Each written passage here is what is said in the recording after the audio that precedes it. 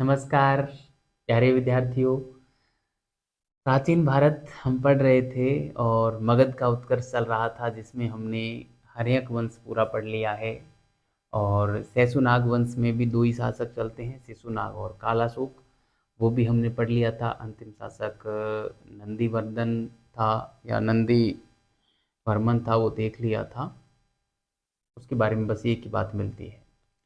अब आज हम नंद वंश पढ़ लेते हैं और नंद वंश पूरा पढ़ने के बाद हम सीधे मौर्य वंश पे आ जाएंगे, है ना। मौर्य वंश की स्थापना चंद्रगुप्त मौर्य करेंगे, अंतिम नंद शासक घनानंद को पराजित करके चाणक्य की सहायता से। ठीक है, तो आइए हम एक नए टॉपिक की शुरुआत करते हैं। आज ही शुरुआत करके आज ही उसका अंत भी कर देंगे। इतना सा ही वंश है, दो ही शासक पढ़ने हैं, पहला शासक अंतिम शासक, किस्सा खत्म। ठीक है, इतने से ये वंश होते तो कितना बढ़िया होता है ना। इतना लंबा पढ़ना और मतलब है, कभी नहीं लगता कि ये लोग शासन तो ये कर गए, हमें पढ़ना पड़ता है। और ऐसा ही काम ये इतिहासकार कर गए, दुनिया भर की किताबें लिख के चले गए। ये लिख दिया, वो लिख दिया, अपने तरफ से व्याख्याएं कर गए।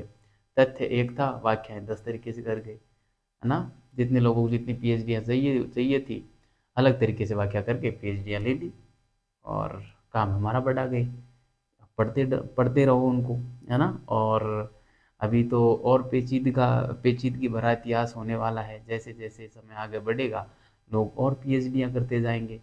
जितनी पीएचडियाँ करेंगे उतने ही मत बढ़ते जाएंगे और उतना ही फिर स्टूडेंट के लिए इतिहास पढ़ना और कठिन होगा, है ना। लेकिन यदि हम एग्ज़ाम को पास करने की दृष्टि से इतिहास को पढ़ेंगे तो इतिहास आपको बोरिंग लगेगा। और यदि इतिहास को आप जीने का प्रयास करेंगे, इतिहास में आप वो अध्यात्म ढूंढेंगे, तो फिर आप इतिहास को जी पाएंगे। वास्तव में इतिहास को आप अपनी ज़िंदगी समझेंगे फिर। क्योंकि इतिहास, जैसा कि कॉलिंगवुड ने कहा कि इतिहास आत्मज्ञान के लिए पढ़ा जाता है ना। तो फिर आप आत्मज्ञान के लिए ही पढ़ोगे, वरना तो आप हीगेल की तरह हो जाओगे कि इतिहास हमें यह सीख देता है कि इतिहास से हम कोई सीख नहीं लेते, है ना। तो अब आप देख लेना कि आपको किस दिशा में जाना है, कॉलिंगवुड की ओर जाना है या हीगेल की तरफ जाना है। ठीक है, तो ठीक है, ये एक बेसिक सा क्लास का परिचय क्लास के शुरुआत में मैंने आपको कराया। आज हम पढ़ेंगे नंदवंश को। ठीक है, नंदवंश बहुत बड़ी बातें नहीं है, बहुत ज़्यादा इंटरेस्टिंग नहीं है, लेकिन कुछ चीज़ें आपको बढ़िया लगेंगी। ठीक है, इसका जो कार्यकाल 344 से 322 BC का ही चल रहा है अभी, है ना। बिफोर क्राइस्ट, ईसा पूर्व में हम चल रहे हैं अभी, ईसवी सन में भी नहीं आए हैं, है ना। तो देखो, नंदवंश की जो स्थापना की थी वो की थी महापद्म नंद ने। ठीक है, किसने की थी? महापद्म नंद ने की थी। महापद्म नंद के बारे में हमें बहुत अधिक जानकारी नहीं मिलती, लेकिन अ, जो कालाशोक था उसकी हत्या की थी ऐसा माना जाता है महापद्म नंद ने। ठीक है, तो सबसे पहले तो हम ये देखें कि ये नंद थे कौन। ठीक है, नंद कौन थे, इस बारे में हमको बहुत सारे विवरण मिलते हैं। ठीक है, तो पुराण जो हैं वो नंदों को एक शूद्र नारी के गर्भ से उत्पन्न होना बताते हैं। वो लिखते हैं कि शूद्र गर्भ उदय, ये लिखा है पुराणों में, है ना। नंदों के लिए कि नंदों का जो संस्थापक है महापद्म नंद, वो एक शूद्र स्त्री के गर्भ से उसका जन्म होगा, है ना। ऐसा लिखता है। होगा क्यों? मतलब ये कोई भविष्यवाणी नहीं है, लेकिन पुराण जो लिखे गए हैं वो भविष्य शैली में लिखे गए हैं। यानी पुराणों में कोई भी बात कही गई है ना, वो ऐसे लिखी गई है कि वो भविष्य में अभी घटना घटित होगी, है ना। जैसे हम भविष्यवाणी करते हैं ना कि जैसे कल बारिश होगी, और बारिश हो गई, है ना। जबकि ये पुराण कैसे हैं कि बीते हुए दिन को वो भविष्यवाणी के रूप में लिखते हैं। जैसे कल का दिन घटित हुआ, कल मान लो एकदम चिलचिलाती धूप थी, तो यहाँ पे क्या लिखेंगे ये कि बीते हुए कल, जैसे आज तारीख हो गई 16 नवंबर है ना। मैं मतलब 17 तारीख को मिलेगी ये क्लास आपको, मैं एक दिन पहले रिकॉर्ड करता हूँ, है ना। तो मतलब ये लिखेंगे कि 15 तारीख को चिलचिलाती धूप पड़ेगी, जबकि वो पड़ चुकी है ना। तो कहने का मतलब पुराण जो लिखे गए हैं वो भविष्य शैली में लिखे गए हैं।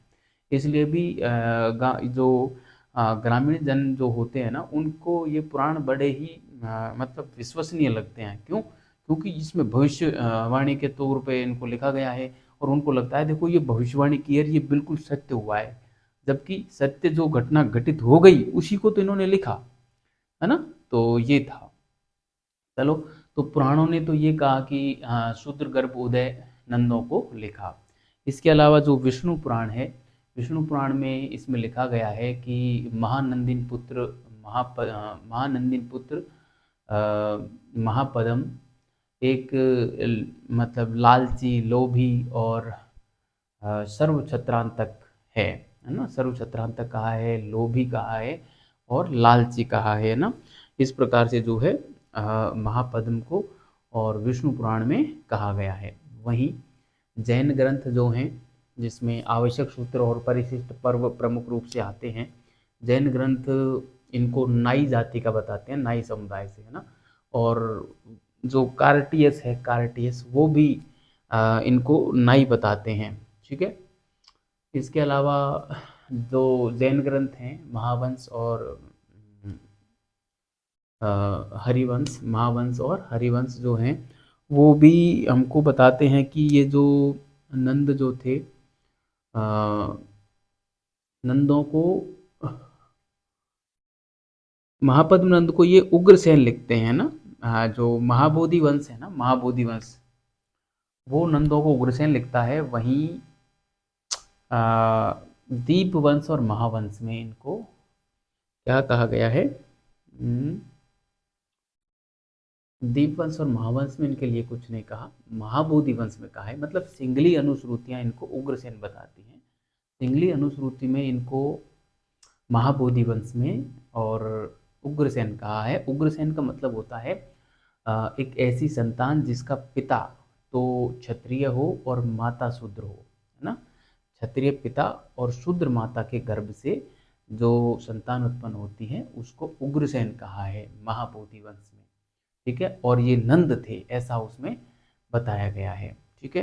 तो ये सारी बातें आप समझ गए होंगे, नंदों के लिए कही गई हैं। तो इस प्रकार से ये माना जाता है कि नंद जो थे ना, वो मतलब क्षत्रिय तो नहीं थे, इसलिए मगध पर पहला गैर क्षत्रिय वंश जो माना जाता है शासन करने वाला, वो नंद वंश को माना जाता है, ठीक है। तो इस प्रकार की बात हमको यहाँ पे मिलती है। मैं एक एक करके लिख देता हूँ। कार्टियस ये कहता है कि ये जो महापद्म नंद था वो पहले जो इनसे पहले का वंश था शेषुनाग वंश, उसमें वो जो रानी थी उसका पहले कृपा पात्र बना, रानी का। फिर उसने कृपा पात्र बन के और राजा को मार दिया, और इस प्रकार से शासन सत्ता अपने अधिकार में ले ली और मगध में और नंद वंश की स्थापना की, ठीक है, शेषुनाग वंश को समाप्त करके। ऐसा कार्टियस हमको बताते हैं, ठीक है। तो इनकी बात करते हैं हम, एक एक को हम लिखते हैं और फिर जो है हम इनकी बात करेंगे, ठीक है। चलो मैं यहाँ पे लिखता हूँ, नंद कौन थे, इनके बारे में हम एक एक बात लिखते हैं ना। नंद कौन थे, ये लिखते हैं हम, नंद कौन थे, ठीक है। नंद कौन थे, ठीक है। तो नंद कौन थे, मैं एक बात मैं लिख देता हूँ। चलो हम एक एक करके लिखेंगे। जैसे पुराणों ने क्या लिखा है ना, पुराण, पुराण क्या लिखते हैं, पुराण, ठीक है। पुराण ये लिखते हैं कि जो नंद थे वो क्या थे, शूद्र गर्भ उदय लिखा है पुराणों ने इनको, ना क्या लिखा है, शूद्र गर्भ उदय लिखा है। क्या लिखा है पुराणों में इनको, शूद्र गर्भ उदय लिखा है ना। शूद्र गर्भ उदय का मतलब होता है कि नंदों का उदय, है ना। इसमें क्या लिखा है कि नंदों का उदय शूद्र माता के गर्भ से, शूद्र माता के गर्भ से होगा, है ना। ये बात लिखी है, मतलब होगा क्यों, भविष्य शैली में ये लिखे जाते हैं, ठीक है, भविष्य शैली में लिखे जाते हैं। ठीक है, तो एक बात हो गई ये। दूसरी बात हम लिखेंगे यहाँ पे विष्णु पुराण की लिख देते हैं। विष्णु पुराण क्या लिखते हैं, देखिए विष्णु पुराण की बात करें हम तो विष्णु पुराण में ये कहा गया है कि जो महानंदी पुत्र महापद्म है वो लोभी है, लालची है और सर्वछत्रांतक है ना। तो मैं यहाँ पे लिखूंगा कि महानंदिन पुत्र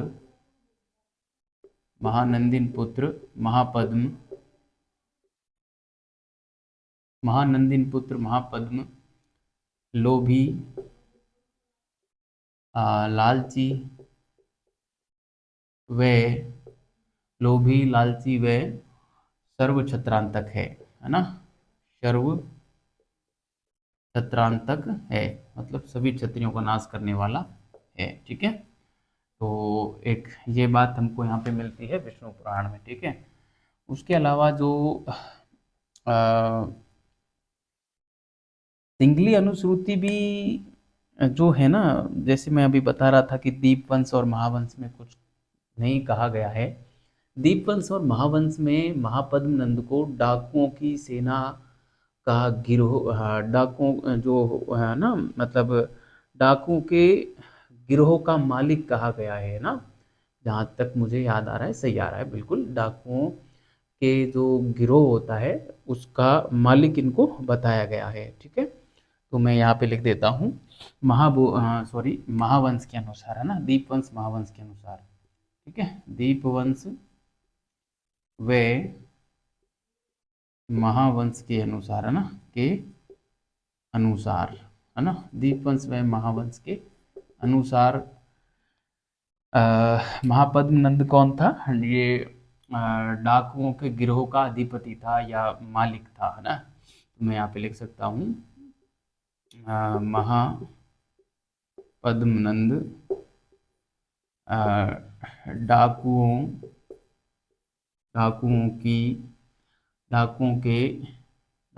के गिरोह का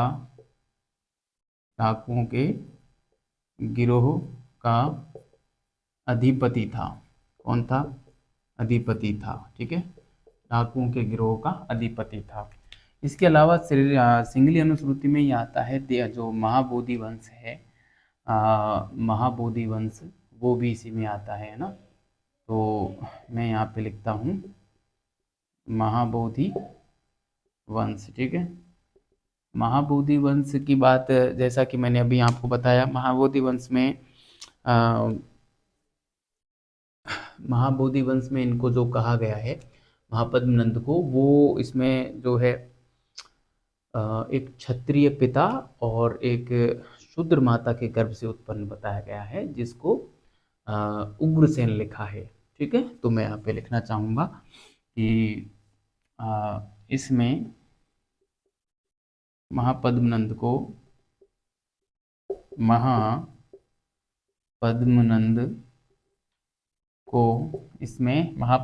को क्षत्रिय पिता व शूद्र माता के गर्भ से उत्पन्न है ना, जो क्षत्रिय पिता और शूद्र माता गर्भ से उत्पन्न जो होता है ना, उसको उग्रसेन बोलते हैं है ना। उग्रसेन कहा गया है,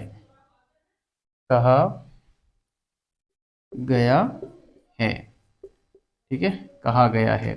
ठीक है, तो ये बात भी आपको ध्यान रखनी है। इसके अलावा मैं बात कर लूँ यहाँ पे जो जैन ग्रंथ हैं हमारे, आवश्यक सूत्र व परिशिष्ट पर्व की। ठीक है, आवश्यक सूत्र व परिशिष्ट पर्व, इन दोनों में जो है, इनके साथ ही मैं एक पाश्चात्य विचारक है कार्टियस को भी सेलेक्ट कर सकता हूँ। ये तीनों मिलकर क्या कहते हैं कि जो महापद्म नंद था वो नाई समुदाय से था ना। महापद्म पद्मनंद नाई समुदाय से था। किससे था? नाई समुदाय से था। ठीक है, महापद्मनंद नाई समुदाय से था। कार्टियस भी इस मत का समर्थन करते हैं। ये कार्टियस की बात मैं यहाँ पे लिख देता हूँ। कार्टियस भी इस मत का समर्थन करते हैं। ठीक है, कार्टियस भी जो है इस मत का समर्थन करते हैं। ठीक है, बाकी कार्टियस इनके बारे में क्या लिखता है? कार्टियस लिखता है कि यह जो था महानंद पहले रानी का कृपा पात्र बना और फिर इसने जो है रानी का कृपा पात्र बनकर राजा को सल्टा दिया, राजा को मार दिया और फिर शासन सत्ता अपने हाथ में इसने ले ली, है ना। तो ये बात भी मैं यहाँ पे लिखना चाहूँगा कार्टियस वाली। कार्टियस क्या लिखता है? कार्टियस कि इसने इसने या यह, इसने की बजाय हम लिखेंगे यह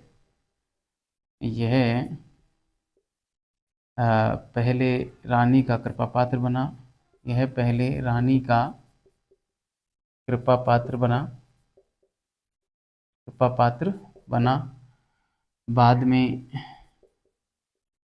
बाद में राजा को मारा। फिर शासन सत्ता स्थापित की। फिर नंद वंश की स्थापना की। ठीक है, फिर नंद वंश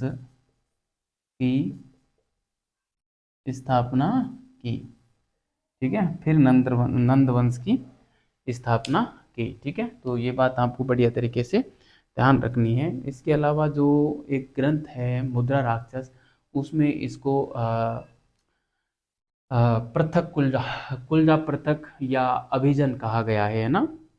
ठीक है, ये बात भी मैं यहाँ पे लिख देता हूँ। मुद्रा राक्षस क्या कहती है? सॉरी, 7 नंबर पे मुद्रा राक्षस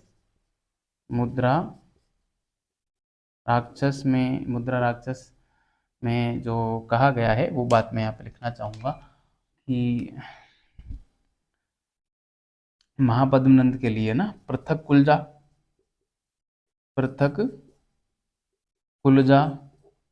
ठीक है, पृथक कुलजा या अभिजन कहा गया है ना। अभिजन मतलब उच्च कुल का बताया गया है, लेकिन किस कुल से था एग्जैक्ट नहीं बताया गया है।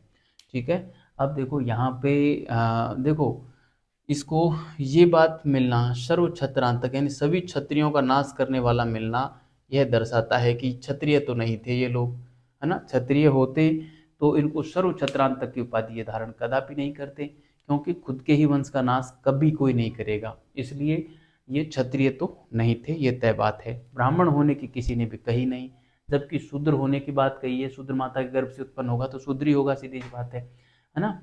और क्षत्रिय पिता हो और शूद्र माता गर्भ से उत्पन्न हो, ऐसी बात भी यहाँ पे आई है ना। नाई समुदाय से आया। नाइयों को भी कोई बहुत बड़ा दर्जा समाज में नहीं दिया गया था उस जमाने में, आज भी मेरे को नहीं पता है, लेकिन फिर भी ब्राह्मण जैसे वर्ग में ये नहीं आते हैं ये लोग, है ना। कोई नाई भाई हो तो ऐसे नाराज मत होना कि सर ने हमारी जाति का ऐसे कोई मतलब निम्न जाति बता दी, है ना। ये मेरा काम नहीं है, ऐसे मतलब इतिहास में आया है इसलिए मुझे बताना पड़ रहा है, वरना इन जाति पातियों में मैं भी विश्वास नहीं करता। वैसे आप मेरे नाम के पीछे BL माली लिखा देखते ज़रूर होंगे, ये बस समय का दस्तूर है इसलिए मैं लिखता हूँ। और वैसे भी ये नाम मुझे हमारे गुरुजी ने ही दिया था, स्कूल के टीचर ने, मेरे घर वालों ने ही रखा, इसलिए वो नाम चल रहा है बस, है ना। तो कहने का मतलब ये जाति प्रथा में मैं भी विश्वास नहीं करता, इन प्रथाओं के मैं खिलाफ हूँ। अब देखिए, न तो ये क्षत्रिय थे न ये ब्राह्मण थे, इसलिए इनको ऐसा माना जाता है कि ये गैर क्षत्रिय तो थे ही थे पक्का, क्योंकि क्षत्रियों का इन्होंने नाश किया था। इसलिए ऐसा माना जाता है कि मगध पर शासन करने वाला गैर क्षत्रिय जो राजवंश था पहला, वो था नंद वंश। ठीक है, तो ये बात मैं यहाँ पे लिख देता हूँ, ये निष्कर्ष रूप में एक तरीके से मैं अलग कलर के पेन से लिखना चाहूँगा, है ना। हम यहाँ पे नोट डाल के लिख सकते हैं। नोट डाल के क्या लिखेंगे कि मगध पर शासन करने वाला पहला गैर क्षत्रिय वंश, है ना। मगध पर शासन करने वाला पहला गैर क्षत्रिय वंश नंद वंश था, है ना। नंद वंश था इज वेरी इंपॉर्टेंट, ठीक है। बड़ी महत्वपूर्ण बात है ये। आप इसको बढ़िया तरीके से उतार लें। आपने वैसे उतार ही लिया होगा मेरे साथ साथ में, है ना। अब मैं इसको मिटा रहा हूँ और हम आते हैं अगली स्लाइड पे। फिर वहाँ से हम जो है आगे की चर्चा करेंगे। अब मैं महापद्म नंद के बारे में कुछ बात बताने वाला हूँ, फिर हम जो है आगे की चर्चा करेंगे, ठीक है। मैं इसको मिटा रहा हूँ, आपने इसको उतार लिया होगा ऐसा मुझे विश्वास है, ठीक है। चलो मैं इसको मिटा देता हूँ और हम आगे की बात करते हैं, ठीक है। तो विद्यार्थियों, बड़ा इसमें बहुत अधिक नहीं है ना, पूरा एकदम फैक्चुअल मामला है, रट्टा मारने जैसा मामला है पूरे ही नंद वंश में, कुछ नहीं है इसमें ज़्यादा, ठीक है। दो ही शासक हैं बस, पहला और आखिरी। तो उसको बढ़िया तरीके से पढ़ लेना, आपका काम हो जाएगा। और एक आधा सवाल आते हैं, फैक्चुअल आते हैं यहाँ से ना, रट्टा मारने की चीज़ें हैं, समझने का कुछ है नहीं। तो मैं यहाँ पे जो प्रथम शासक लिखूँ, यहाँ पे संस्थापक लिखूँ, तो संस्थापक की बात करें हम तो कौन हो जाएगा, महापद्मनंद, है ना। महापद्मनंद जो है इनके संस्थापक हो जाएंगे, ये आपको बढ़िया तरीके से ध्यान रखना है।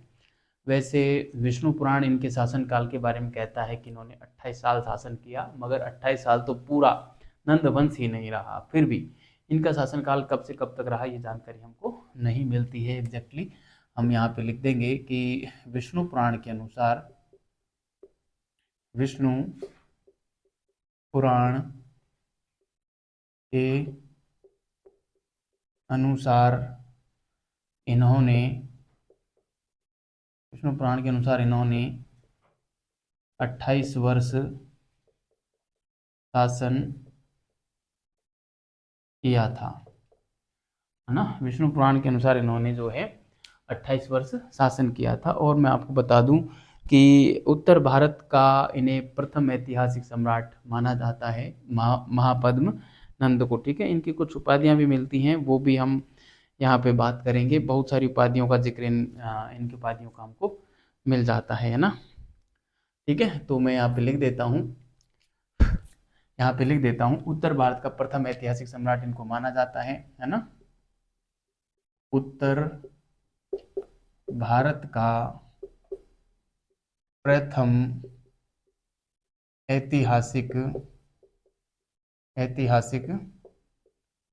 सम्राट इन्हें माना जाता है, ठीक है। इन्हें माना जाता है, ठीक है। उत्तर भारत का प्रथम ऐतिहासिक सम्राट इन्हें माना जाता है। इस वेरी इंपॉर्टेंट फैक्ट है विद्यार्थियों, आपको बढ़िया तरीके से याद रखना है। दरअसल इस प्रकार के सवाल पूछते हैं कि प्राचीन भारत का वह प्रथम ऐतिहासिक शासक कौन था जिसको, जो आम जनता की सहमति से चुना गया था, तो वो था कौन, शेषुनाग, मैंने पिछली क्लास में करवाया है ना। जबकि उत्तर भारत का प्रथम ऐतिहासिक सम्राट पूछे तो उत्तर भारत का, है ना, तो हो जाएगा महापद्मनंद। आपसे सवाल ये पूछे कि अखंड भारत का पहला ऐतिहासिक सम्राट कौन था, तो या अखंड भारत का सपना देखने वाला पहला ऐतिहासिक सम्राट कौन था, तो चंद्रगुप्त मौर्य हो जाएगा। जबकि भारत का राष्ट्रीय सम्राट पूछे तो ऐसी स्थिति में आपको अशोक महान की ओर चले जाना है, ये ध्यान रखना, ठीक है। तो ये ऐसे कुछ फैक्ट रहते हैं, वो आपको बढ़िया तरीके से याद रखने हैं। मैंने जो बोल के सुनाए हैं उनको आप एक जगह लिख डालना, नोट डाल के लिख डालना, है ना। बार बार रट्टा मारना, समझने का प्रयास करना कि आखिर ऐसा इनको क्यों कहा गया है, तो चीज़ें आपको स्वतः ही और एकदम सरलीकृत होते हुए नजर आएंगी और बढ़िया तरीके से याद हो जाएंगी बस, है ना। फिर आप भी कहीं पर जाके और जैसे मैं पढ़ा रहा हूँ बिल्कुल एकदम फ्रेंकली होके और ऐसे भी आप पढ़ा सकते हैं ना, कोई बहुत बड़ी बात नहीं है। एक टॉपिक को बढ़िया तरीके से पढ़ो, तैयार करो, 360 डिग्री पढ़ो और आ जाओ बस अपने स्टूडियो में और बोल दो, है ना। तरीके से एक बार प्रैक्टिस करो कि जो हमें पढ़ाना है वो देखें हम क्या क्या पढ़ा सकते हैं, ये बोलो, ऐसे ऐसे पढ़ाएंगे, ऐसे बोलेंगे, यहाँ से शुरुआत करेंगे, तो आसानी से सारा काम हो जाता है ना। जब तक हम नहीं करते हैं तो वो काम बहुत बड़ा लगता है, जब करने लग जाते हैं बड़ा आसान हो जाता है ना। तो वो वाली बात है। चलो, अब इनकी कुछ उपाधियां हैं, प्रमुख उपाधियां, है ना। उपाधियां उपाधियां बड़ी ही शानदार शानदार उपाधियां हैं इनकी। ठीक है, तो उन उपाधियों को हम यहाँ पे लिखेंगे। महापद्म नंद की जो उपाधि मिलती है उसमें सर्व छत्रांतक उपाधि इसकी बड़ी महत्वपूर्ण है। महापद्म भी इसकी उपाधि थी, है ना। महापद्म, महापद्म का मतलब होता है, मतलब एक विस्तृत खिले हुए कमल के फूल की तरह ना। मतलब एक खिला हुआ कमल का फूल, है ना, ऐसे होता है। मतलब एक संगठित सेना का मालिक और खिले हुए मतलब ऐसे मैं बताऊं आपको, कमल के समान विस्तृत जो एक संगठित विशाल जो सेना है उसका अधिपति, है ना, उसका स्वामी, इस प्रकार से हम कह सकते हैं ना महापद्म का अर्थ। ठीक है, तो एक उपाधि इनकी मिलती है महापद्म। क्या मिलती है? महापद्म मिलती है ना। तो इसमें मैं कह सकता हूँ कि एक संगठित व विस्तृत सेना का स्वामी, है ना, ये मैं लिख सकता हूँ। यहाँ पे मैं कमल के फूल की तरह विस्तृत, ये सब आपको, चलो मैं लिख के देता हूँ। कमल, कमल के फूल की तरह विस्तृत विशाल संगठित सेना, विशाल संगठित सेना का स्वामी। ठीक है, एक तो ये मिलती है। इसके अलावा इनकी जो दूसरी उपाधि हम यहाँ पे लिखना चाहें तो वो लिख सकते हैं सर्व छत्रांतक, है ना। सर्व छत्रांतक, है ना। सर्व छत्रांतक का मतलब भी वही है, सभी क्षत्रियों का नाश करने वाला, है ना। यहाँ पे लिखेंगे सभी क्षत्रियों का नाश करने वाला, सभी क्षत्रियों का नाश करने वाला, सभी क्षत्रियों का नाश करने वाला। इसका जो मंत्री था वो कल्पक था, जो कि जैन समुदाय से था। कल्पक की सहायता से और इसने क्षत्रियों का नाश किया था। मैं ब्रैकेट में डाल सकता हूँ, कल्पक की सहायता से। अपने मंत्री, अपने मंत्री कल्पक, ये जैन था, है ना, जैन समुदाय से था, कल्पक की सहायता से।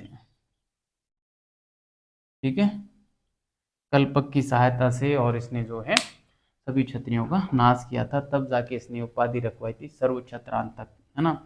इसके अलावा इनकी एक इनकी उपाधि मिलती है अपरो परशुराम, है ना। अपरो परशुराम, अपरो परशुराम, है ना। तो अपरो परशुराम का मतलब होता है, मतलब दूसरा परशुराम, है ना, दूसरा परशुराम। एक परशुराम हुए थे महर्षि जो जमदाग्नि थे, और उनकी पत्नी का नाम था रेणुका। तो परशुराम और मतलब ऋषि जमदाग्नि और उनकी पत्नी थी रेणुका। ठीक है, तो उनका उनका पुत्र था परशुराम। नाम तो उसका राम ही था, और विष्णु का अवतार माना जाता है। जो प्रभु श्री राम थे उससे ठीक जस्ट पहले का जो अवतार माना जाता है विष्णु का, वो राम के नाम से ही हुआ था। मगर उसने जो है एक करीब 10 साल तक भक्ति की, ऐसा माना जाता है, दंत कथाओं में मिलता है, विष्णु पुराण में काफ़ी डिटेल से मिलती है वो कहानी। तो परशुराम जब भक्ति करता है तो भगवान शिव उन पे प्रसन्न होकर और उनसे उनको एक परशु देते हैं कि ये परशु ले जाओ, और इस परशु से आप जो है आपके शत्रुओं का नाश करना, ये आपको आपके शत्रुओं से लड़ने में आपकी सहायता करेगा। तब से वो फिर वो परशुराम कहलाने लगा, है ना। मतलब घर छोड़ के चला गया था। कहानी बड़ी इंटरेस्टिंग है, आप कभी पढ़ना। जो उस जमाने में एक राजा हुआ करता था सहस्त्रबाहु अर्जुन, जो कि परशुराम का मौसा लगता था खास, है ना। जो रेणुका, और जो रेणुका थी परशुराम की माता, उसकी बहन वेणुका, उसकी सगाई, उसकी शादी सहस्त्रबाहु अर्जुन के साथ कर रखी थी, इसलिए परशुराम का मौसा लगता था सहस्त्रबाहु अर्जुन। वो सहस्त्रबाहु अर्जुन इस मतलब ऋषि जमदग्नि को परेशान किया करता था, इनको जला देता था आश्रम को, है ना। तो परशुराम जो राम था, जो बाद में परशुराम बना, वो इनसे बड़ा खिन्न रहता था, है ना। तब जाके फिर उसने क्या किया, इन सारे क्षत्रियों को नाश कर दिया था भक्ति से, है ना। ये सारी कहानी है, आप कभी पढ़ना। तो इसमें अप्रोक्ष परशुराम का मतलब है कि इसको दूसरा परशुराम कहा जाता है महापद्मनंद को। क्यों? कि उसने तो 21 बार क्षत्रियों से विहीन पृथ्वी को किया था। ऐसा माना जाता है कि 21 क्षत्रियों का नाश किया था। उसी प्रकार इसने जो है 10 वंशों का नाश किया था ना, अप्रोक्ष परशुराम, इसलिए इसको दूसरा परशुराम कहा जाता है, दूसरा परशुराम। ठीक है, दूसरा परशुराम कहा जाता है। ठीक है, इसके अलावा इनको जो है और भी कई उपाधियाँ, सॉरी 4 नंबर पे मैं लिखूं, और भी कई उपाधियाँ मिलती हैं। जैसे एक राट की उपाधि मिलती है, एक राट, है ना। एक राट, और जो है छत्र राट भी मिलती है ना, छत्र राट। और मैं बताऊं, भैरव की उपाधि मिलती है, भैरव, है ना, भैरव। इसके अलावा जो है कली का अंश, है ना, कली का अंश, कुछ इस प्रकार की उपाधियाँ मिलती हैं। तो आप इन उपाधियों को बढ़िया तरीके से याद रखना। ठीक है, और जो है उग्रसेन तो हम वहाँ पे लिख ही चुके हैं, उग्रसेन इसकी उपाधि है ना, उग्रसेन भी एक तरीके से उपाधि ही है, उसको यहाँ पे लिखने की आवश्यकता है नहीं। आप कहें तो मैं यहाँ पे चलो लिख ही देता हूँ, एक जगह उपाधियाँ हो जाएंगी इसकी। उग्रसेन भी इसको कहा गया है। उग्रसेन क्यों कहा गया है आपको पता ही होगा, उग्रसेन क्यों कहा गया है। ठीक है, तो भैरव, कली का अंश, और एकराट, है ना, छत्रराट, या एक छत्र शासक, है ना। छत्रराट कहें या एक छत्र कहें, यहाँ पे आप एक छत्र भी लिख सकते हैं इसको, भले ही एक छत्र, है ना। एक छत्र जो है उल्लंघित शासक भी इसको कह सकते हैं, उल्लंघित शासक भी कहते हैं, मतलब जिसकी आज्ञा का उल्लंघन नहीं किया जाए, उल्लंघित शासक, है ना, उल्लंघित शासक। ठीक है, उल्लंघित, अनुल्लंघित होना चाहिए। उल्लंघित का मतलब तो उल्लंघन जिसका किया जाए वो होगा ना, उल्लंघित तो मैंने गलत लिखा है, अनुलंघित होगा ये, है ना। ऊ को हम अनु कर देते हैं, अनुलंघित हो जाएगा, फिर सही हो जाएगा, है ना। अनुलंघित, अनुलंघित हो जाएगा। ठीक है, अनुलंघित शासक, ये सही है। अब ठीक है, तो ये थे हमारे महापद्मनंद के बारे में जो उपाधियां मिलती हैं, वो सारी मैंने यहाँ पे बात की। अब मैं महापद्मनंद के बारे में कुछ बात बताना चाहूँगा आपको, कि इनके बारे में यह माना जाता है कि इन्होंने क्षत्रियों के जो है 10 वंशों का नाश किया था, है ना। तो 10 विजयों का जिक्र विष्णु पुराण हमको देता है, और 10 वंशों का विनाशक इनको कहा जाता है। ठीक है, तो मैं यहाँ पे वो बात लिखना चाहूँगा, आप इसके नीचे ही लिखना, मैं तो यहाँ पे लिख देता हूँ। ठीक है, मैं यहाँ पे लिख देता हूँ कि विष्णु पुराण में, विष्णु पुराण में विष्णु पुराण में महापद्म नंद की 10 विजयों की जानकारी, 10 विजयों की जानकारी मिलती है, 10 विजयों की जानकारी मिलती है। इसलिए इनको, इसलिए इनको 10 वंशों का विनाशक कहा गया है, 10 वंशों का विनाशक भी कहा गया है, इसलिए इनको 10 वंशों का विनाशक भी कहा गया है। ठीक है, तो ये बात आपको बढ़िया तरीके से ध्यान रखनी है, कई बार इस प्रकार की बात पूछ ली जाती है। अब ये 10 वंशों के बारे में जो बात मिलती है, आखिर ये 10 कौन कौन थे, तो हम इनमें बात करें तो पहला आता है इक्ष्वाकु वंश। इक्ष्वाकु वंश, है ना, इक्ष्वाकु वंश, ठीक है, इक्ष्वाकु वंश, ठीक है। तो जो सोमदेव की कथा सरित सागर जो पुस्तक है, उससे हमको यह जानकारी मिलती है कि अयोध्या में और नंदों के स्कंदवार हुआ करते थे। अब नंदों के स्कंदवार यदि वहाँ पे थे, तो स्कंदवार एक तरीके से हम सैनिक छावनियाँ टाइप मान सकते हैं, जहाँ पे शासक जाके ठहरता था ना। तो स्कंदवार यदि अयोध्या में थे, इसका मतलब अयोध्या इन नंदों के अधिकार में रही होगी, इसलिए ही तो थे। तो इक्ष्वाकु, ये छः मेरे हिसाब से आधा आएगा यहाँ पे ना, इक्ष्वाकु तब जाके बनेगा सही। आप देख लेना। यहाँ पे मैं लिखूंगा कथा सरित सागर के अनुसार, कथा सरित सागर, कथा सरित सागर के अनुसार अयोध्या में, कथा सरित सागर के अनुसार अयोध्या में नंदों के स्कंदवार थे, ठीक है। कथा सरित सागर के अनुसार अयोध्या में नंदों के स्कंदवार थे, ये हमको एक बात मिलती है। दूसरी बात करूं मैं यहाँ पे, कलिंग की बात करते हैं हम, कलिंग की। ये बात मैं आपको पहले शायद कहीं भी बता चुका हूँ, ठीक है। कहीं न कहीं मैंने बताया है इसके बारे में, कलिंग के बारे में, मगर मैं फिर बता देता हूँ कि जो कलिंग राजा खारवेल हुए थे, उनका एक हाथी गुफा अभिलेख मिलता है, जिससे यह जानकारी मिलती है कि मगध राज ने और कलिंग पर आक्रमण किया था, और वहाँ से कलिंग से एक जिनसेन की मूर्ति, जिनसेन या आदि जिन या आदिनाथ ऋषभदेव जो हैं, उनकी मूर्ति को वो कलिंग से लेकर मगध चले आए थे, और कलिंग में एक नहर भी उन लोगों ने बनवाई थी। यह बात हमको खारवेल के हाथी गुफा अभिलेख से मिल जाती है, ठीक है। तो वही बात मैं यहाँ पे लिख देता हूँ। खारवेल के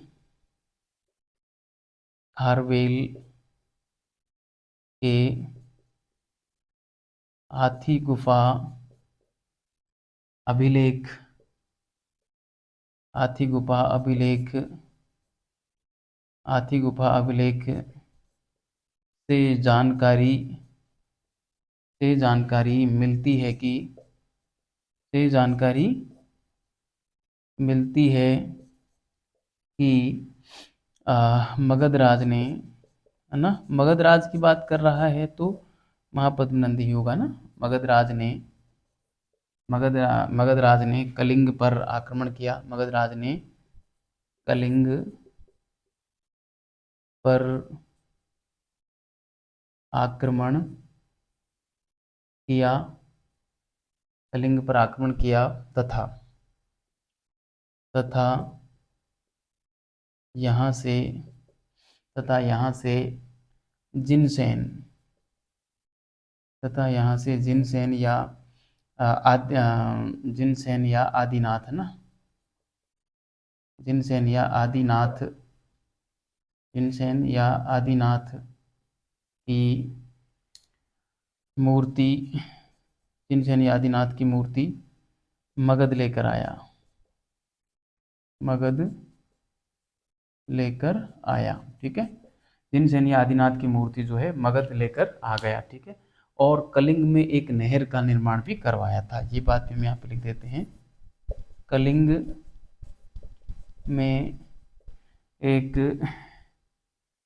में एक नहर का निर्माण भी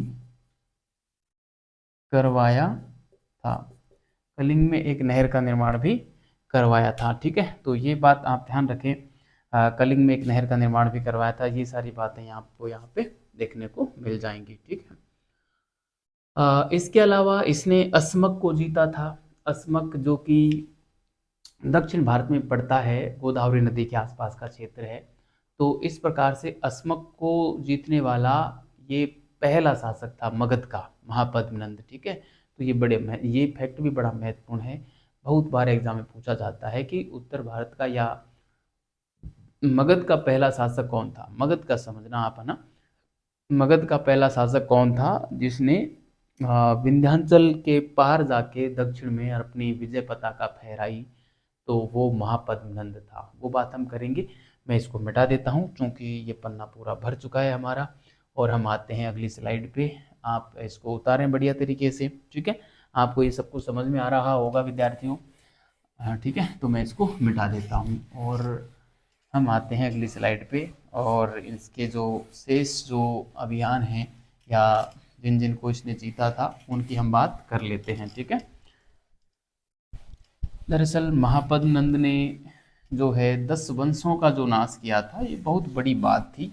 आप अंदाज़ा लगा सकते हैं इसकी शक्ति का कि कितना ये महान था। और अंतिम जो नंद शासक होगा घनानंद, वो भी बड़ा ही महत्वाकांक्षी शासक था। उसके बारे में भी हमको बहुत अच्छी अच्छी बातें देखने को मिलती हैं। तो मैं यहाँ पे अस्मक की बात कर लेता हूँ तीसरे पॉइंट के रूप में। सॉरी, अस्मक, ठीक है। अस्मक को इस प्रकार भी लिख देते हैं और इस प्रकार भी लिख देते हैं। आप देख लेना अपने स्तर पे जो सही है, ठीक है। अस्मक में हम यहाँ पे लिखेंगे कि महापद्मनंद, महापद्मनंद, महापद्मनंद मगध के ऐसे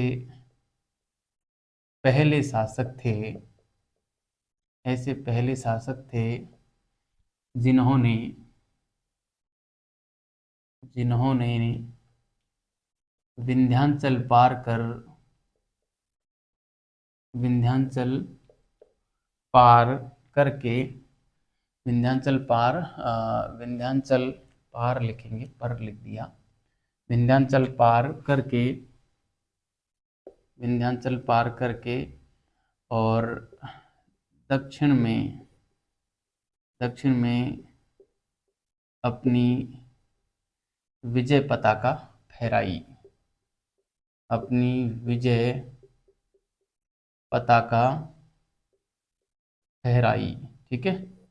अपनी विजय पताका फहराई, ये काम किया महापद्मनंद ने। इसलिए ऐसा माना जाता है कि ये मगध का पहला शासक था, ठीक है। ये बात मैंने लिखा, मगध के ऐसे पहले शासक थे, है ना। ये बात आपको बढ़िया तरीके से ध्यान रखनी है, ठीक है। इसके अलावा तो अन्य सारे तो नाम ही मिलते हैं जिसमें इसने सॉरी, तो अन्य जो शासक जीते थे उसमें पांचाल को जीता, हाय हाय जो है महिष्मति उसको जीता। इसके अलावा जो है अंग को जीता, सॉरी अंग नहीं, कुरु को जीता, है ना। कुरु को जीता था। और कुरु के अलावा जो है इन्होंने और मिलते हैं हमारे, मिथिला मिलता है, सूरसेन मिलता है ना। ये सारे आएंगे। हम देखते हैं कितना कुछ लिख पाते हैं।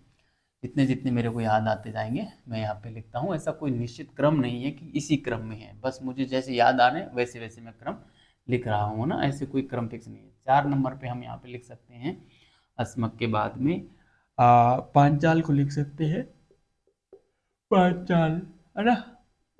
5वें पे मैं लिखूँ तो पांचाल के बाद में हम यहाँ पे जो है एक लिख सकते हैं है हाय, है ना, है हाय, ठीक है। इसके अलावा मैं जो है कुरु को लिख सकता हूँ, कुरु, है ना। ये छठा हो गया। 7वें नंबर पे मैं मिथिला को लिख दूँ, मिथिला, है ना, मिथिला हो गया, ठीक है। 7वें नंबर पे मिथिला हो गया, कुरु हो गया, हाय हो गया, ठीक है। पांचाल हो गया। और जो है वाती होत्र है एक, 8वें नंबर पे मैं लिख देता हूँ वाती होत्र, है ना, वातिहोत्र है। तो इस प्रकार से जो है आपको ये बढ़िया तरीके से ध्यान रखने हैं। ऐसे ऐसे 10 क्षेत्र थे जो इन्होंने जीते थे, ठीक है।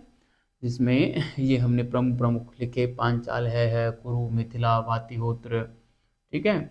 इसके अलावा जो है एक तो शूरसेन आता है, हाँ, है ना, एक शूरसेन आता है। और हमारा सूरसेन, सूरसेन के अलावा, सूरसेन तो लिखे 9 नंबर पे, सूरसेन आ जाएगा 9 पे, सूरसेन। और एक और बच रहा है, एक एक वो है काशी, है ना, काशी, यही ध्यान रखना, काशी, काशी है। ये जो है ना, इसको महिष्मती साम्राज्य भी बोलते हैं। महिष्मती, ये दक्षिण में था। वही बाहुबली फिल्म में आपने सुना होगा, महिष्मती साम्राज्य की बात होती है, वो यही था, है ना, ये था। तो इन 10 को इन्होंने जीता था, किसने? महापद्मनंद ने जीता था। ठीक है, महापद्मनंद के बारे में हमने बात की। तो ये सारी बातें थी। कार्टियस जो है, इनके बारे में ये बताता है कि इनके पास 30, सॉरी, कार्टेस हमें ये बताता है कि महापद्मनंद के पास 3,000 तो हाथी सेना, 20,000 घुड़सवार और करीब 2 लाख पैदल सैनिक हुआ करते थे। ठीक है, तो ये बात मैं यहाँ पे लिख देता हूँ कार्टियस के अनुसार, है ना। अब सीधी सी बात है, इतने सारे क्षेत्र इसने जीते हैं, 10 वंशों को पराजित किया है, तो सेना तो होगी, है ना। तो कार्टियस क्या लिखता है कि महापद्मनंद के पास, महापद्मनंद के पास, महापद्मनंद के पास जो है 3,000 तो हाथी सेना, 20,000 जो है घुड़सवार थे, मतलब घुड़सवार लिख सकते हैं, घुड़सेना, घुड़सेना लिख सकते हैं, या जो भी है, घुड़सवार लिख देता हूँ मैं, घुड़सवार या घुड़सेना। और 2 लाख क्या थे? पैदल सैनिक थे, 2 लाख पैदल सैनिक थे। ठीक है, तो इस प्रकार से जो है इनकी सेना का बखान कार्टियस ने किया। और महापद्मनंद के बारे में हमको इतना सारा कुछ जानकारी मिल जाती है। ठीक है, इससे ज़्यादा जानकारी नहीं मिलती, और अंतिम शास्त्र के बाद जानकारी मिलती है, बीच में कोई जानकारी नहीं मिलती। जैन ग्रंथ, बौद्ध ग्रंथ और जो कार्टियस है, वो तीनों हमें यह बताते हैं कि टोटल जो नंद शासक थे विद्यार्थियों, वो 9 थे। कितने थे? 9 थे, मगर हमको जानकारी 2 की मिलती है, एक पहला महापद्मनंद और अंतिम घनानंद। ठीक है, तो मैं यहाँ पे अब अगले शासक की बात कर लेता हूँ, घनानंद की। ठीक है, घनानंद की हम बात करेंगे, दूसरा शासक आ जाएगा घनानंद, है ना, घनानंद। ठीक है, घनानंद जो है, कार्यकाल इनका कब से कब रहा एग्जैक्टली मिलता नहीं है।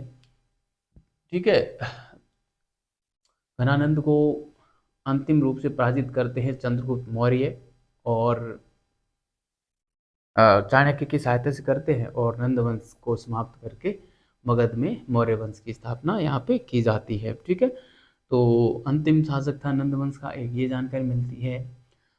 सिकंदर के समकालीन था, एक ये भी जानकारी मिलती है। अग्रमीज और जेंड्रोमीज के नाम से, अग्रमीज और जेंड्रमीज के नाम से यूनानी जो विद्वान थे इनको पुकारते थे, है ना। तो ये सारी बातों को हम यहाँ पे लिख देते हैं, और और कुछ प्रमुख बातें जो रहेंगी उनको लिख के और हम इस क्लास को पूरा करते हैं। ठीक है, तो सबसे बड़ी बात मैं यहाँ पे लिखूंगा, क्या लिखूंगा? नंद वंश का अंतिम शासक, नंद वंश का अंतिम शासक था।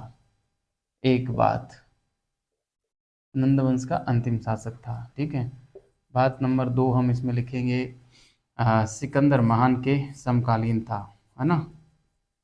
सिकंदर महान के समकालीन था, है ना, सिकंदर महान के समकालीन था।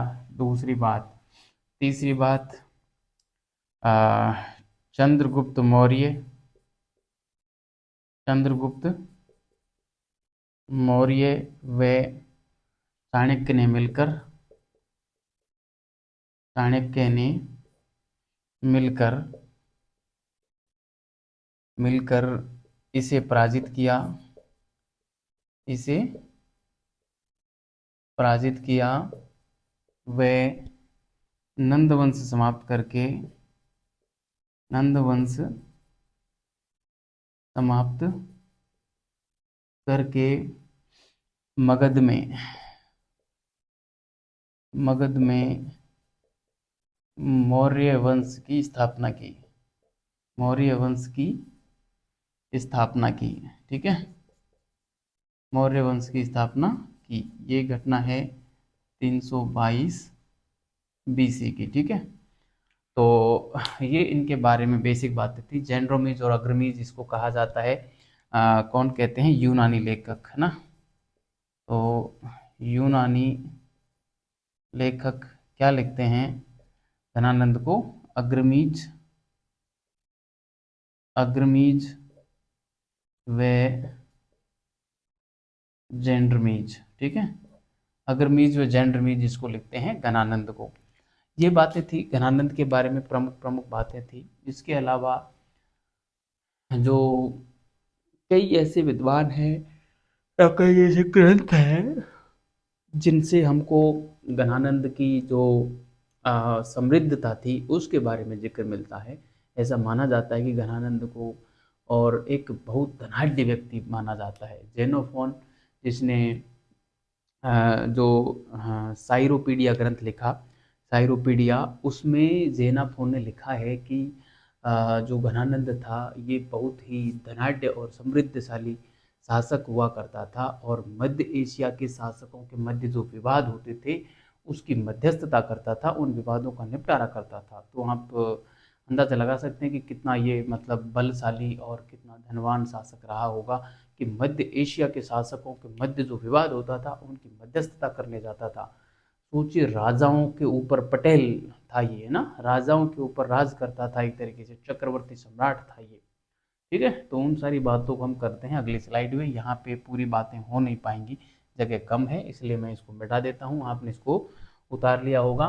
ठीक है, तो हम धनानंद के बारे में कुछ बातें हैं वो हम करके आज की क्लास को यहीं खत्म करते हैं, और नंद वंश हमारा यहाँ पे पूरा हो जाएगा और मौर्य वंश आ जाएगा फिर। और मौर्य वंश बड़ा ही इंटरेस्टिंग, दिलचस्प और महत्वपूर्ण है। किसी भी एग्जाम में एक न एक सवाल मौर्य वंश से पक्का छपता ही छपता है। गजब का सवाल आता है ना। तो चलो हम यहाँ पे लिखते हैं कि देखो कुछ बात, जेनाफोन क्या लिखते हैं इनके बारे में। जेनोफोन, है ना, जेनोफोन क्या लिखते हैं? जेनोफोन साइरोपीडिया ग्रंथ है जेनोफोन का, है ना। इसमें कौन सा ग्रंथ है? साइरोपीडिया। ठीक है, साइरोपीडिया इनका ग्रंथ है, ये ध्यान रखना बस। इसमें ये लिखते हैं कि घनानंद, घनानंद मिलता है, कहीं धनानंद मिलता है, एक ही बात है, आप कंफ्यूज नहीं होना। ध भी हो सकता है, घ भी हो सकता है। ठीक है, घनानंद एक समृद्धशाली व धनाढ्य शासक था। धनाढ्य शासक था जो कि मध्य एशिया के, जो कि मध्य एशिया के, जो कि मध्य एशिया के शासकों के, मध्य एशिया के शासकों के विवादों के मध्य, विवादों का निपटारा करता था, विवादों की मध्यस्थता करता था, है ना। मध्य एशिया के शासकों के विवादों का निपटारा करता था। ठीक है, तो ये बात बताती है कि कितना समृद्धशाली था। ठीक है, आपको बढ़िया तरीके से ध्यान रखना है। इसके अलावा इनके बारे में हर जगह अलग अलग बात मिलती है। बहुत अधिक धनशाली, ये मतलब अधिक समृद्धशाली या अधिक धनी होने की बात हर जगह हमको मिलती है। जैसे दीपवंश और जो महावंश हैं उसमें बताया गया है कि इनके पास 80 करोड़ की संपत्ति हुआ करती थी, है ना। 80 करोड़ की संपत्ति की बात इन्होंने बताई गई है, जिसको जो गंगा नदी में जो पहाड़ों की गुफा है उसमें इसने छुपा रखा था, ऐसा बताया गया है। ठीक है, तो हम ये बात लिखते हैं। दीपवंश में महावंश के अनुसार एक बात तो हो गई हमारी ये। नंबर 2, दीपवंश व महावंश क्या लिखते हैं, देखिए दीपवंश व महावंश क्या लिखते हैं, ये लिखते हैं कि 80 करोड़ की संपत्ति, 80 करोड़ की राशि गंगा नदी घाटी में, गंगा नदी घाटी में स्थित पहाड़ों की गुफा में, पहाड़ों की गुफा में छिपा रखी थी, छिपा रखी थी। ठीक है, गंगा नदी घाटी की जो पहाड़ों की गुफा है उसमें इसने 80 करोड़ की राशि छिपा रखी थी, ये बताते हैं हमको दीपवंश व महावंश बताते हैं। ठीक है, इसके अलावा जो है जो जैन ग्रंथ हैं, जैन ग्रंथ हैं हमारे, जैन ग्रंथों में भी इनको यह बताया गया है कि धनानंद ने और 5 जैन चैत्यों में और अपना राजकोष छिपा रखा है ना। तो ये मैं यहाँ पे लिखूंगा जैन साहित्य में, जैन साहित्य के अनुसार है ना, परिशिष्ट पर्व ही है इसमें जैन साहित्य में, जैन साहित्य है ना, कौन सा परिशिष्ट पर्व, परिशिष्ट पर्व, इसमें क्या लिखा गया है कि घनानंद ने जो है, मैं सीधा ही लिखता हूँ, अपना खजाना या अपना राजकोष, अपना राजकोष 5 जैन चैत्यों में, जैन चैत्यों में छिपा रखा था, जैन चैत्यों में छिपा रखा था, ये बात आपको ध्यान रखनी है। ठीक है, इसके अलावा जो है एक मामूल नार ग्रंथ मिलता है, मामूल नार, वो तमिल साहित्य का ग्रंथ है संगम काल का, उसमें भी इसके धराढ़ ढूंढने की बात जो हमको मिल जाती है। ठीक है, तो मैं यहाँ पे लिख सकता हूँ मामूल नार के अनुसार है ना, मामूल, ये मामूल है, मामूल नार है ना, ये तमिल, तमिल भाषा का ग्रंथ है ना, तमिल भाषा का या संगम साहित्य में आता है, ये तमिल भाषा का है। हम इसमें लिखेंगे कि ये धनाढ़ व्यक्ति था, मतलब धनाढ़ व्यक्ति था, कौन, धनाढ़ व्यक्ति तो क्या शासक था, ये लिखेंगे हम, धनाढ़ शासक था धनानंद, है ना, धनानंद के बारे में लिख रहा है। टर्नर क्या कहता है कि इसको धन इकट्ठा करने की लत थी, है ना, आदत थी।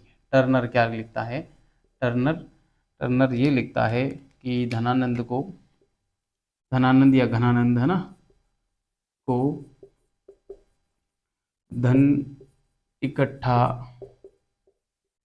करने की आदत थी, है ना, धन इकट्ठा करने की आदत थी। तो ये सारी बातें यहाँ पे हमको मिलती हैं, खूब सारी बात हमको यहाँ पर मिल जाती है। ठीक है, तो घनानंद के बारे में इतनी बातें हम मिलती हैं, मतलब जितने विद्वान हुए हैं सब विद्वानों ने इन पे, जो जिन्होंने प्राचीन भारत पे काम किया उन्होंने इस पे भी कहा, और किसी ने क्या कहा, किसी ने क्या कहा। अंतिम रूप से हम ये कह सकते हैं कि ये एक धनाढ़ व्यक्ति था, खूब सारा धन इसके पास था, और इतना धन इसने इकट्ठा कर लिया था कि आम जनता जो है इससे परेशान हो गई थी, है ना, और इस वजह से ये कोप का आम जनता के कोप का भाजन इनको बनना पड़ा, और आम जनता ने चंद्रगुप्त मौर्य और चाणक्य का सहयोग किया, जिसके चलते इस इनके वंश का पतन हो गया। ठीक है, तो हम यहाँ पे लिखेंगे कि मैं थोड़ा सा पेन चेंज कर लेता हूँ विद्यार्थियों, हम यहाँ पे लिख सकते हैं कि इस प्रकार, इस प्रकार अत्यधिक धन इकट्ठा करने के चलते, करने के चलते घनानंद या धनानंद जनता में अप्रिय हो गया ना, जनता में अप्रिय हो गया। तब, तब चंद्रगुप्त मौर्य, मैंने सीएम लिखा है, चंद्रगुप्त मौर्य व चाणक्य ने इसको पराजित करके मगध में मौर्य वंश की स्थापना की। मगध में मौर्य वंश की स्थापना की। ठीक है, 322 BC में। ठीक है, तो ये बात आपको ध्यान रखनी है। ठीक है, प्रमुख प्रमुख बातें थी वो मैंने लिख दी। अब इसके अलावा कुछ अन्य महत्वपूर्ण बातें मिलती हैं, अन्य तथ्य मिलते हैं, वो एक आधा तथ्य है, वो मैं आपको यहाँ पे लिख देता हूँ। जैसे जो जैन थे वो सॉरी नंद जो थे वो जैन थे, है ना, नंद जैन थे, वो मैं यहाँ पे लिखूंगा। अन्य तथ्य, अन्य तथ्य की बात कर लेते हैं हम। अन्य तथ्यों में मैं बताऊं आपको, एक तथ्य तो ये मिलता है कि जो नंद थे वो जैन थे। नंद कौन थे? नंद जैन थे, है ना। नंद जैन थे। कैसे कह सकते हैं कि नंद जैन थे? तो एक तो आदि जिनकी मूर्ति कलिंग से लिए वो लेकर आए थे, इसलिए भी कहा जाता है कि वो जैन थे, तभी तो वो नंद की मूर्ति लेकर आए। इसके अलावा जो महापद्म नंद के मंत्री थे कल्पक, वो भी जैन थे, मैंने पहले लिखा है, दोबारा यहाँ पे नहीं लिखूंगा। इसके अलावा एक इसका मंत्री भी हुआ करता था, घनानंद का मंत्री, है ना, घनानंद का मंत्री हुआ करता था। ये जो घनानंद है या धनानंद है, इसका मंत्री हुआ करता था सकटाल, है ना, सकटार, वो भी जैन था। ठीक है, तो वो बात हमने लिखी नहीं है, तो मैं यहाँ पे लिख देता हूँ, घनानंद का मंत्री सकटाल था, है ना। घनानंद या धनानंद जो है का मंत्री कौन था? मंत्री सकटार जैन था, जैन था, है ना। सकटार या सकटाल जो भी आप माने, वहाँ पे दोनों नाम मिल सकते हैं, सकटाल सकटार। ठीक है, तो एक बात हमको ये मिल जाती है, बड़ी महत्वपूर्ण बात है। इसके अलावा जो एक ग्रंथ है मुद्रा राक्षस, वो भी इनको जैन बताता है। ठीक है, तो मैं वो बात भी यहाँ पे अलग से लिख देना चाहता हूँ कि मुद्रा राक्षस में भी, मुद्रा राक्षस में भी नंदों को, नंदों को जैन अनुयायी बताया गया है। ठीक है, मुद्रा राक्षस में भी नंदों को जो है जैन अनुयायी बताया गया है। एक बात ये मिलती है। इसके अलावा जो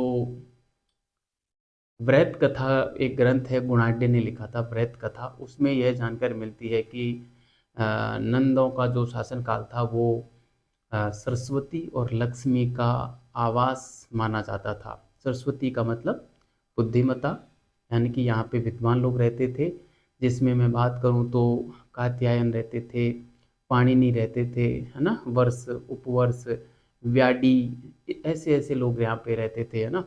तो हम यहाँ पे लिखेंगे, मैं ऊपर यहाँ पे लिख देता हूँ, थोड़ा सा ये मिटा देता हूँ। ठीक है, यहाँ पे से थोड़ा मिटा देता हूँ और फिर हम जो है यहाँ पे लिखते हैं। ठीक है, यहाँ पे मैं लिख देता हूँ। ठीक है, वृहत कथा, हाँ सॉरी, हाँ वृहत कथा के अनुसार, है ना,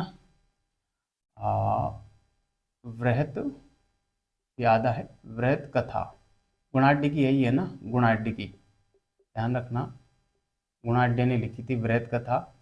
और वृहत कथा मंजरी क्षेमेंद्र की है ना। वृहत कथा के अनुसार, के अनुसार नंदों के समय, नंदों के समय मगध सरस्वती व लक्ष्मी का आवास था, है ना। सरस्वती व लक्ष्मी का आवास, सरस्वती लक्ष्मी का मतलब होता है धन, वैभव या ऐश्वर्य से, है ना। तो धन की बात हमने कर ली। सरस्वती का मतलब होता है, इसमें देखो कौन कौन लोग थे यहाँ पे, मैं बात करूं, पाणिनि थे, पाणिनि है ना, पाणिनि, और पाणिनि महापद्म के समय भी थे, है ना, और वर्ष थे, है ना, उपवर्ष थे, ठीक है। इसके अलावा जो है व्याडी थे, व्याडी थे। इसके अलावा कात्यायन थे, कात्यायन थे, है ना। अ, ठीक है। पाणिनि, वर्ष, उपवर्ष और व्याडी, कात्यायन, है ना, और पाणिनि, ये हो गए। ये इतने विद्वान जो है नंदों के शासनकाल में यहाँ पे हुआ करते थे, नंदों के समय हुआ करते थे। पाणिनि तो महापद्म नंद के जो है मित्र हुआ करते थे, है ना, महापद्म नंद के मित्र थे ये, है ना, महापद्म नंद के मित्र थे। और इनका जो जन्म हुआ था वो गांधार में हुआ था, है ना, गांधार में जन्म हुआ, जन्म हुआ, ठीक है। गांधार में जन्म हुआ। पाणिनि ने जो है क्या लिखा था, अष्टाध्यायी लिखा, है ना, अष्टाध्यायी लिखा, है ना, अष्टाध्यायी लिखा। तो ये सारी चीज़ें हमको ध्यान रखनी है, और धन ऐश्वर्य वैभव की बात हमने यहाँ पे कर ली है, ठीक है। इसके अलावा नंदों ने जो है एक नाप तौल की एक इकाई इन्होंने प्रचलित की थी, ठीक है। नंदों ने एक नाप तौल की इकाई भी प्रचलित की थी, ये बात भी आपको यहाँ पे ध्यान रखनी है। मैं अलग कलर के पेन से लिख देता हूँ कि नंदों ने नाप तौल की, नंदों ने नाप तौल की एक नई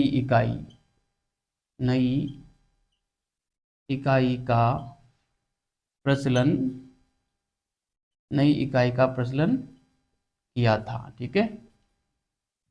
तो ये बात आपको बढ़िया तरीके से ध्यान रखनी है कि नंदों ने जो है एक नई माप तौल की इकाई प्रारंभ की थी, इसका नाम नंद,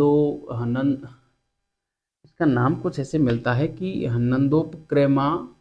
नंदोपक्रमाणी, कुछ इस प्रकार से नाम मिलता है, ठीक है। आप देख लेना, एग्जैक्टली मेरे को याद नहीं आ रहा है, लेकिन नंदोपक्रमाणी कुछ इस प्रकार से नाम मिलता है ना।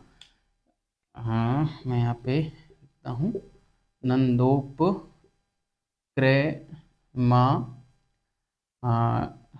नंदोपक्रमाणिनी, कुछ इस प्रकार से नाम मिलता है ना। आप इसको और कर लेना, यहाँ तक तो मुझे ठीक लग रहा है, बाकी देख लेना आप, ठीक है। तो ये था, ये इसकी जानकारी कौन देता है हमको, अष्टाध्यायी देता है ना। इसकी जानकारी हमको जो है अष्टाध्यायी से मिलती है, ये बात ध्यान रखना, इसकी जानकारी हमको अष्टाध्यायी से मिल जाती है। तो ये था हमारा नंदवंश जिसके बारे में हमने बात की, और बड़ा ही महत्वपूर्ण था, फैक्चुअल अधिक है पूरा ना, कंसेप्ट यहाँ पे ज़्यादा नहीं है, तो आपको बार बार रट्टा मारना पड़ेगा। मेरा खुद का भी ये ज़्यादा पढ़ा हुआ नहीं था, मैं भी बिल्कुल अभी पढ़ के ही आया था, तो इसमें ज़्यादा कन्फ्यूज़न वाली बात थी, क्योंकि प्रत्येक तथ्य रटने वाला था, कंसेप्ट जैसी कोई चीज़ नहीं थी, ठीक है। तो इसको थोड़ा ज़्यादा रट्टा मारना पड़ेगा आपको, क्योंकि तथ्यात्मक चीज़ें जो होती हैं जल्दी माइंड से निकल जाती हैं, ठीक है। तो बहुत बहुत धन्यवाद विद्यार्थियों, अच्छे रहिए, मस्त रहिए और पढ़ते रहिए।